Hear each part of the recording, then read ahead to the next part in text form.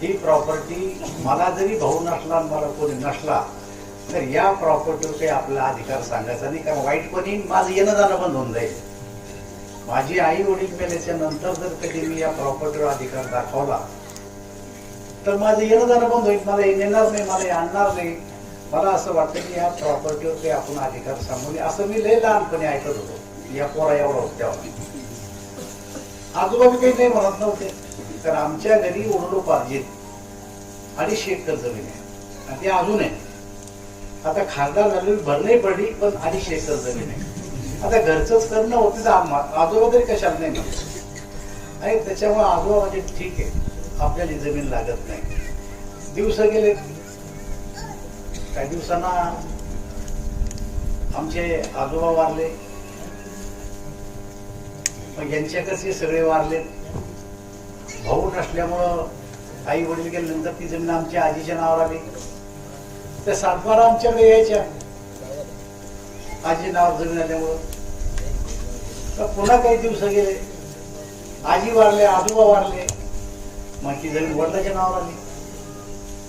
बरेच दिवस ती वडिलाच्या नावावर आली. तर मी जेव्हा राजकारणात आलो तेव्हा या भागात यायचो तर सगळ्यांना म्हणणार ही जमीन करून घ्या, पुढची पिढी कशी निघते नाही निघते माहित नाही.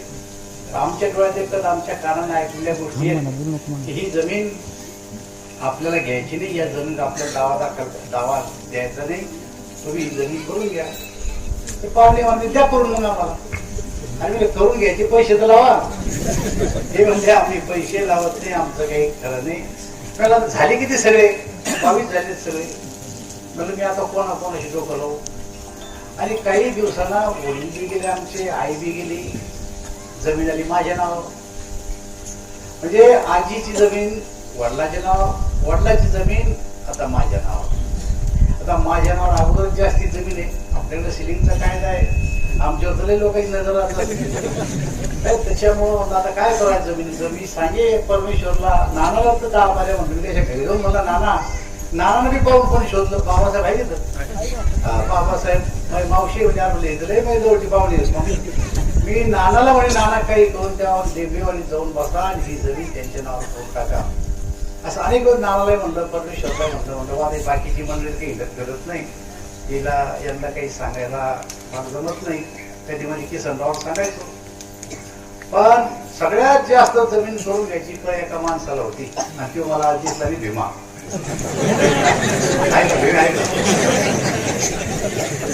परत परत सगळं मान येऊन एका दिवस नाही करावं, काही जमीन माझ्या नावाना करून द्या. भीमा बोलण्या वागणं मला कळतं की गेली रे की गेली.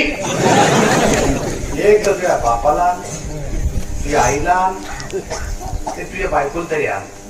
पण तुझ्या नावावर मी जमीन करून देते, तुझ्या बापाच्या नावावर करतो, तुझ्या बायकोच्या नावावर करतो, पण तुझ्या नावावर एकट्यावर करत नाही. एक दिवस भांडणं करून काहीतरी लफडं केलं त्या नावाला. आमची गाडी पिऊन ती घरी आलो. आता म्हणजे पाहुणा यायला नाही काही.